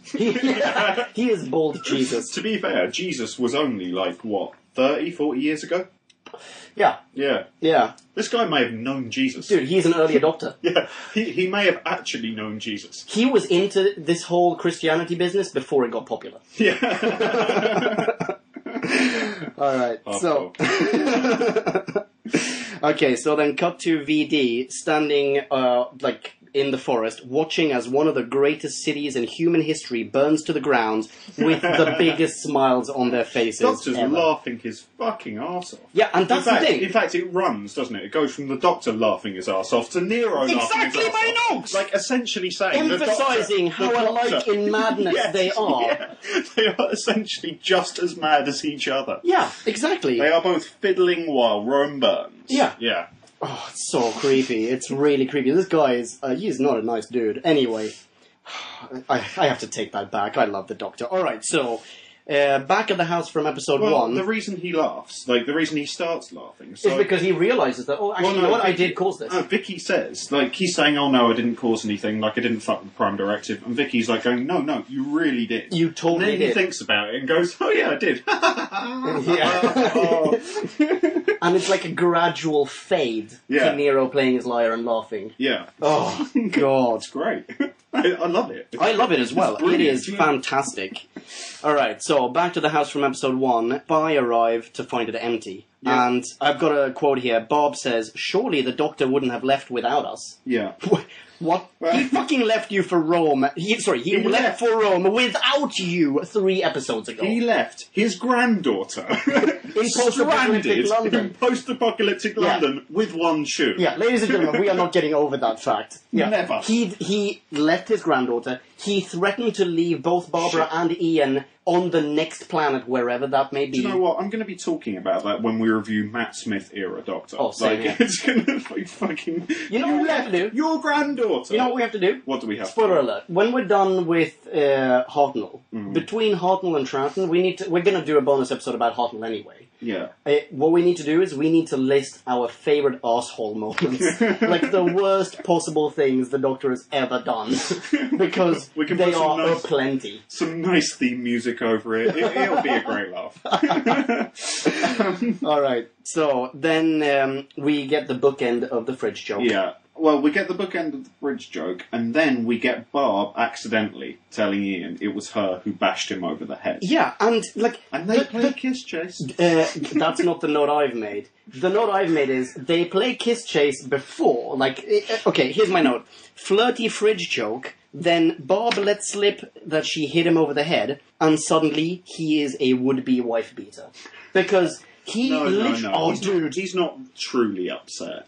Okay, he's not truly upset, but he literally goes, I am not cleaning any of this filth up, picks her, like, chases her around, then threatens to, like, drown her. Oh, no, I think it's all in a flirty way. Fine. No, it's just like... God, why'd you have to turn this into shit over my jokes, No, man? it's just like punching, like, when you're 5 years old, punching a girl because you like her. Okay, You fine. know? Yeah, fine. It's like, oh, you scamp, I'm going to wrestle you to the ground and fuck you. You know? Anyway, they fall asleep, and the Doctor arrives just as they're about to wake up and give each other handjobs, and he assumes that they have just been idling the whole time. Yeah, which is like the punchline I referred to earlier for the whole episode. I know. Doctor, Failed. like, they're just behind behind him the whole way, and it's like, yeah, he hasn't realised a thing. You know what? I'm actually kind of upset by that. Upset? Yeah, I'm actually kind of upset that they don't get credit for all the stuff that they've been doing. Surely, like, but in there, we do get a next scene after that. Yeah, they still haven't told them anything. Have they not told him anything? As far as I mean, know, they they are haven't told chatting casually at this point. Like, at that point, they weren't given a chance to get a word in edgeways. Yeah. The next scene, they're not talking about Ian and Barb's exploits, it's true. They're talking about the next scene, by the way, takes place in the TARDIS, which, for all they know, for all they knew 2 minutes before, may have been stolen or burned as a false idol over a month ago. They have no idea. But as we were mentioning before we press play on this episode, yeah, and it's just come to light now for me, this is the first episode where the Davis principle doesn't apply. I know. They were always able to get in the TARDIS. Yeah, but they chose not to. It was self-imposed Davis. No, they. You could call you could call anything in the world self-imposed Davis. Okay, that is true. That is true. They just decided to leave. The Doctor actually made a decision to go to Rome. That's true. To get a bit of air. Hombre, you're totally right. Like, this is the first and hitherto only episode where that occurs. Yeah. Yeah. Anyway, and they have a bit of a chuckle in the TARDIS, and then we get a sneak preview of the next episode because Barbara and Vicky leave, and then is it Ian or is it Barbara? No, it's Ian goes up to the dock, who has been fidgeting with the controls for several hours, Vicky said before. Yeah. And the Doctor reveals that they have somehow suddenly materialised within a force field. Yeah, and they're being dragged down. Yeah. Ian goes, to where? And then we get a title plate. Next episode, The Web Planet. Oh. The Web Planet. By the way... I have no idea what that's going to be. Hombre, I know. Do you know? I haven't... Okay, don't spoil it. No. Okay, not a spoiler. I can imagine what that means. Okay, you know what? Keep not reading my Twitter feed. Because aforementioned JD, again, thank you so much, dude. And Gina as well, I think, mentioned that it is a hilariously, spectacularly bad episode. We are going to have so much fun, dude. I am so excited. I love the bad episodes. In many ways, they're my favourites. Oh my god. Oh, we're going to have so much fun. I've seen screenshots. I haven't seen the episode, or the episodes, but I've seen screenshots. And you know what? They're right. I'll suspend judgment. I will suspend judgment. Ready? I was. It sounds as though I am going to love it. Yeah. And so will you, ladies and gentlemen. Anyway, I think that concludes. I think so as well. That's our review. We've got some listener reviews. Actually, we've got our reviews and then we've got listener reviews. I went first last time. You did indeed. As we discussed, so away you go. Bombs away. Okie dokie, I haven't actually thought about which score to give this. Alright, so here we go. Reviews. Reviews. Alright, we need a jingle for all of these bits, dude. Alright. As I mentioned the last time, 2 weeks ago, sorry people, really sorry for the hiatus. I'm a big fan of Roman culture, having studied Latin and whatnot, so I'm more excited by this historical episode than I am by, let's say, the French Revolution. Yeah. Okay. Or Aztecs, or whatever. I love the French Revolution. French Revolution, super exciting, but I enjoy Rome more. Doesn't matter, you've seen my tats. Anyway, here's what I like about this episode. It is a great historical. It's good fun. It's got loads of it's got a very elaborate plot, basically. It has lots of parallel plots. What I like most about the elaborate nature of this plot is that they're entirely autonomous. Every single time that we've had separate plot lines before, they have at some point been intertwined. Mm-hmm. Like we have, whatever, in the Aztecs, we've got Barb being a goddess, and we've got Ian being a fighting warrior legend. Yeah. And they totally cooperate, but they are separate. And they all end up together. Yeah. They're constantly together, they're right? Grouped. They have their own plots, but they collaborate to some extent. Here, they are entirely autonomous, and it's actually kind of fun. I really like that. I like Vicky more than I did in the last episode. Yeah. She's still super annoying, but I like her more than I did the last time. And I like some of the humour in this story. Kablamo, bingo. I like this story. It was very entertaining. Here's what I dislike about the story. Right, we're going to be here for a while. So here's what I dislike about the story. The fucking slapstick it goes overboard. Alright? Totally overboard. There are some logic plot holes. What the shit, man? Chris Spooner, you wrote Reign of Terror? Great. Dennis Spooner, sorry. Who's Chris Spooner? For some... No idea. Oh, Chris Spooner, dude. He does like a WordPress blog thing. Right. Alright, like a WordPress coding blog. Alright, yeah, check out Chris Spooner. Anyway, shout out. So, Dennis Spooner, he wrote the Reign of Terror. Fantastic, historical. He wrote this one. Fuck, my review is shit right now. Alright. I don't like the portrayal of Nero. I think it's ridiculous the way that rape and murder is portrayed with such just levity. I think it's ridiculous that the Doctor actually physically murders a man and then laughs about it. I think it's ridiculous that Vicky aids in said murder, and even though she is a child who has seen death, she's murdered someone herself. She's seen an old guy murdered in the bushes, Dude. will not stop fucking grinning. Have you not seen Dexter? I mean, seriously. This is not Dexter, dude! This is not Dexter! This is freaking Doctor Who! It shouldn't be like this. I am upset by this. She is Dexter. I'm so upset by this. Okay. She had an early childhood trauma, and it has numbed her. I'm telling you. It all started with Sandy. Fine, alright. I'm going to keep this brief because I'm not on a roll with this review. Alright, that being said, I really enjoy this story. I think it's a lot better than most of the other historicals. I actually cannot remember what I gave The Reign of Terror, but whatever I gave it, here's what I'm giving this one. I'm giving it a... deducting points for it not being science fiction. I'm giving it a 3.7. I'm giving it a 3.7. Oh my god, that was painful. Okay, so... I'll keep it short. So, I would make a lot of the same points you've made, but I would look at them at a slightly different angle. A lot of the things you gave detracting marks for, I thought were great. I loved the levity of the rape. I loved the levity of the murder. Like, there were all sorts of dark, weird subtext going on in this episode for me. Okay. The Doctor is back to being a bastard. We had a good period of the Doc trying to look like a human. Like, end of era Susan kind of time. He's a very good grandfather, and in the last episode we saw him being really nice and grandfatherly to Vicky. Yeah. Here, he seems to have, like, taken this young, innocent creature and, like, morphed her into himself. And she, like, finds rape and murder really funny. And, like, doesn't want to help anyone, just absolutely is happy to go along with all of the horrible things that are happening, and even adds to them. I mean, she happily just decides, oh yeah, I'm just going to poison Nero. Seems like a laugh. Like, actually lost her humanity. I really enjoyed that. Like, I think I like the Dark Doctor. I like the Doctor to be a bastard. It gives him a bit more of an edge. I agree with that, but yeah. So, Fuck, can I revise my points? no. As you said, I really enjoyed the historical setting. I actually think I really liked Dennis Spooner. His last episode was The Reign of Terror, which was a fantastic historical backdrop. Yeah. I have deducted marks in the past for lack of sci-fi, but actually the two that he's done, I thought worked really well. They really were like plot-driving devices. Yes. I would agree that I didn't like the portrayal of Nero. I think Nero could have been a slick, suave character who could have been more deeply layered than the fat, greasy idiot he was. Like, I was expecting from Nero a schemer. Yeah, exactly. A schemer type.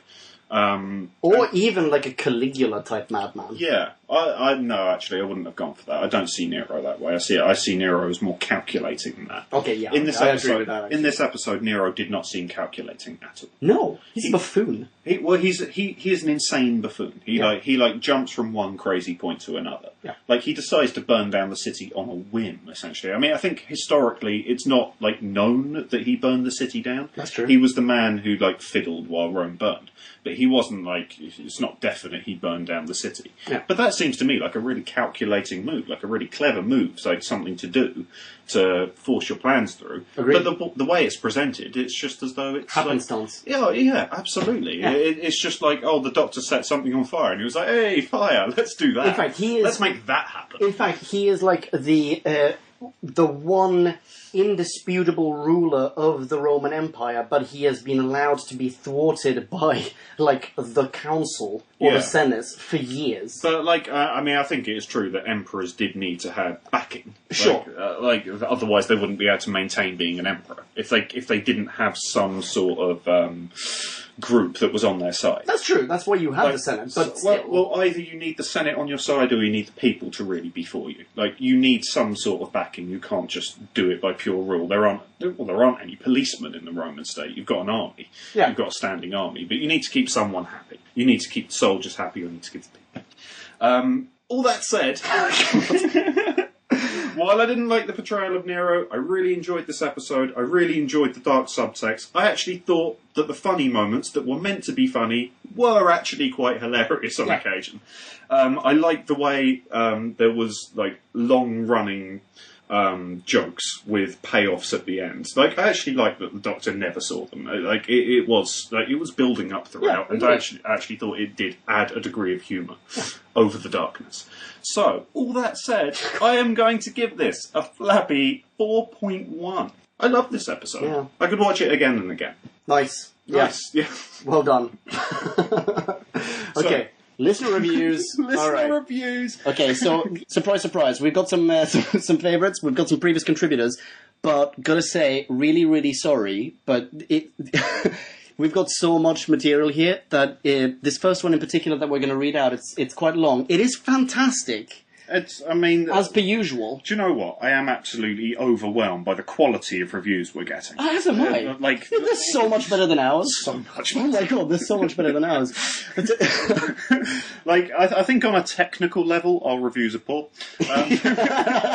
These are some really good technical reviews. And humorous, and to the point. Absolutely. Yeah. So I would say, in all honesty, read them in their entirety. Yeah, so what I was going to say was apologies to the first one here that we're going to read out. It is a little bit longer than the other ones, and for that reason we're going to just read out part of it, but we will, as per usual, post all mini reviews on the website, so go to whobackwen.com and check them out. Seriously, read them. So, shall we? Yeah. Okie dokie. Number one comes from previous contributor Kyle Rath. Kyle, thank you so much. Hey, Kyle. Fantastic review, as per usual. People who are not Kyle, check him out on Twitter. He is at Sinister Super Spy. That's super without any vowels, but it's all in one word. Check him out. All right, so here we go. He says, I could go on for hours about this episode, but that's why we have you guys. I digress. Yeah. The TARDIS gang wind up in ancient Rome, and after falling off a cliff, spend a sunny month idling in some poor vacationing family's house eating grapes. In the spirit of Shakespeare's A Comedy of Errors, the plot splits into 2, then 4, as the intrepid travellers weave in and out of each other's paths on their journey through the court of Nero. Identity theft, murder, conspiracy, deceit are the order for the day, and that's just from our friends in the good ship TARDIS. The serial flows and twists with great comedic timing, many coming from Hartnell. Vicky is somewhat like wallpaper for the majority, just sort of hanging around, offering tidbits of composition as needed. Ian and Barb are given the usual task of all the heavy dramatic lifting, as they experience opposing points on the class spectrum that was ancient Rome. Nice point. Yeah, it's a very good point. There is little humour for Ian, unless he is with Barb at the beginning and end. The Doctor manages to bumble his way into the heart of power, Nero's palace, all the while completely oblivious to the intent of the man whose identity he stole. I'm amazed at just how blatant and open-handed the bullshit factor is in this serial. The Doctor's performance on the lyre, or lack thereof, is priceless.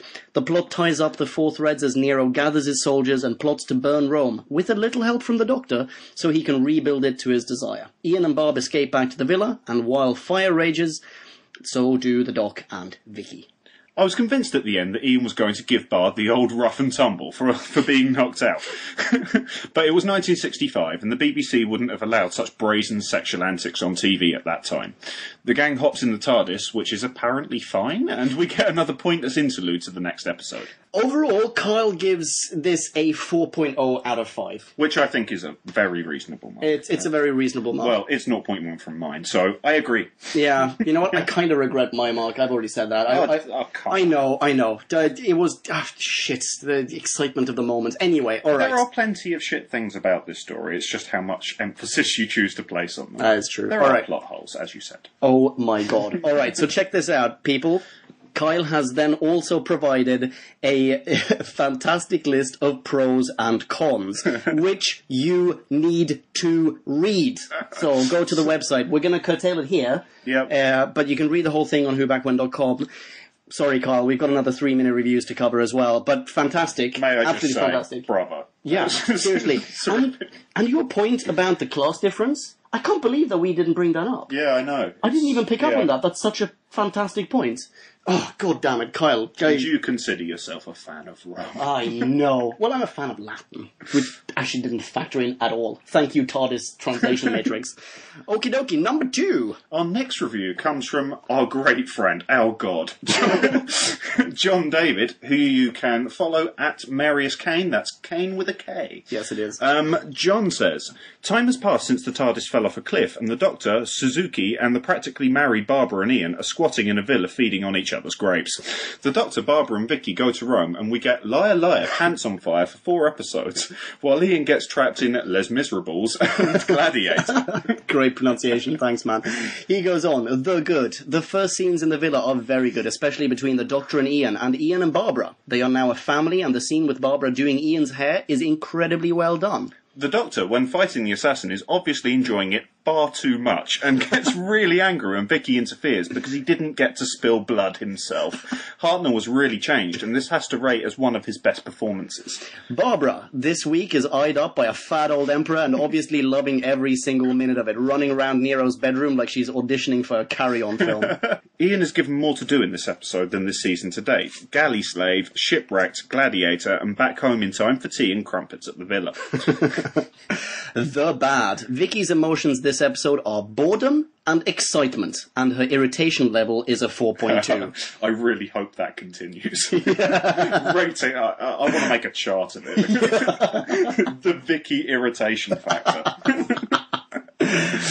Overall, 4.3. It is a far better episode than I expected or hoped for. Very nice. I think is actually true. I wasn't expecting it to be great. JD, what can I say? Fantastic review. As freaking always. Freaking always. God damn it. Why are our reviews so crap by comparison? Do you know what we do? So on the website we list tropes, we list... well, not yet. I'm going to add it. Okay, you're going to add tropes and alien creatures, etc. Yeah. I think we should index by regular contributors. So, I like, seriously, what a great collection John David has put together. Absolutely. Yeah, actually, all of our contributors, seriously, fantastic reviews. Anyway, that's enough kissing ass here. All right, dude. Thank you so much. All right, our next one comes from Davis of the Davis Principle fame. Which I'm really sorry didn't apply in this episode for the first time ever. Yeah. You can follow Davis on Twitter. He is at ShrubThe. And here is what he has to say. He goes, I must say I greatly prefer the sci-fi elements of this show more than the historical episodes. Too bad. It could have been the edge of so I'll look on the bright side. Here we go. Vicky seemed to be much less annoying in the story arc, although maybe she just didn't talk that much. Also, was it just me, or was the main plot for about half this story about different people wanting to have some fun with Barbara? A notable part of this episode is that they finally completely broke the Davis Principle. They stayed in Rome just for fun. They really didn't want to leave. Finally, I loved how the Doctor got his first taste of messing with history. He would learn to enjoy it even more later on. This story definitely deserves a higher mark than The Rescue, as it was a real story. Very true. I would have to say that it is a good 3.4, mainly marking it down because it's a historical. I realise it deserves a much higher marking than The Rescue, but I don't want to be as easy on my scoring from now on. Well, you did exactly the same thing. So that was precisely what you did last week. You were like, I'm just going to be so much harder. But brilliantly pointed out, came up with the principle and picked out the exception that proved the rule. If anyone is entitled to do so, it is this gentleman. Actually, he is the only contributor on the show who is going to get a trope of his own. But seriously, spoiler alert, you've already alluded to this. I haven't added this to the website, honestly. Pressure, dude. Well, to be completely honest, because I haven't entirely figured out how I'm going to do this yet, but I will. In the very near future, we will be able to, or you will be able to, track different tropes tropes in Doctor Who, such as, for instance, the Davis Principle, or literal cliffhangers, or the let's split up and meet back here in 10 minutes trope. That sort of thing. What was my personal favourite? It was the, somebody has to... traverse a chasm. Brilliant. Thank you. So that's coming up in the future. And our final review comes from, guess who? It's Gina Guerrero. You know what? I'm going to do what I did a few episodes of Who Back When ago, which she apparently enjoyed. Please let me know if I misunderstood that, Gina. But I will be reading my half of your review in the epic mini review voice. Oh, very cool. Anyway, people, you can follow Gina at Gina Guerrero 1. Yep, at Gina Guerrero 1. So, Gina says, I enjoyed this episode for what it was trying to do, balancing comedy and drama. I was hopeful because the author of this story, Dennis Spooner, wrote The Mind Robber, which is a great First Doctor story. The ancient Roman sets and costumes were beautiful, and I loved Nero, who was both campy and sinister. Some stray observations. Although I found most of the humour unfunny and forced, the Doctor calling Ian Chesterfield actually got a genuine laugh from me. I'm not proud. I found it interesting and a little pervy that the Doctor wanted to take only Vicky to Rome, whilst blowing off Barb and Ian. And just to remind us that we're watching 1960s Doctor Who, Barb is chased by the rapey Nero, Benny Hill style. Nice. She goes on, I noticed that Ian and Bob were becoming a bit more flirty in this story. Maybe it was all the wine they were drinking in the first episode. Once again, we get the Doctor fighting and bragging about his excellence in the art of fisticuffs, or Venusian Aikido, Third Doctor style, which I didn't really buy. I don't know if I can keep this voice up, dude. Keep going. One thing that bothered me was the Doctor seeming bemused and incessantly giggling to himself through most of the story, not even batting an eye when he is informed that he is to kill Nero. Lastly, was it just me, or was everyone else hoping that we were going to get a shirtless Ian on the slave ship? Probably just me. I did not enjoy the story as much as I hoped, so my rating is 3.7. Love you guys! 3 exclamation points this time. We only got 2 the last time, dude. I'm heartened. We're growing. We're growing. Oh my god, dude. Hey, do you remember that time when we were just 2 exclamation points? Now we're 3. Gina, we love you too. So many exclamation points. You have made us whole again. I love the Benny Hill comment, by the way. Nice reference. Actually, brilliant reference. I couldn't think what it was. What did it remind me of? It's a Benny Hill sketch. Oh my god. Oh god, fantastic. Gina, thank you so much. Davis, thank you so much. JD, you're awesome. Thank you so much. Kyle, Kablamatron, really, really sorry that we had to curtail your mini review. But thank you so much. Fantastic all around. Excellent. Oh my god, dude, we did it. So, alright. We just can't seem to do a short review. Man, it's because we just love too much. That's our problem. We love too much. Alright, people, this concludes the Who Back When review of The Romans. Hope you enjoyed yourselves. Oh my god. Catch us hopefully next week. Flappy, please. Hey! I'm not taking all the blame. Hey! Whatever. Alright. Hopefully catch us next week. We will absolutely endeavour to make it so. When we will be reviewing The Web Planet, which is going to be hilarious because it is going to be shit. Cannot wait to see it. Don't do that. It might be amazing. Like, I might find it amazing. Actually, you know what? If anyone might, it might be you. Yeah. The guy who enjoyed the rape scenes. Okie dokie. Shamalama ding dong, people, and rock on. Catch you on the flippity flap. Chud chow. Who Back When?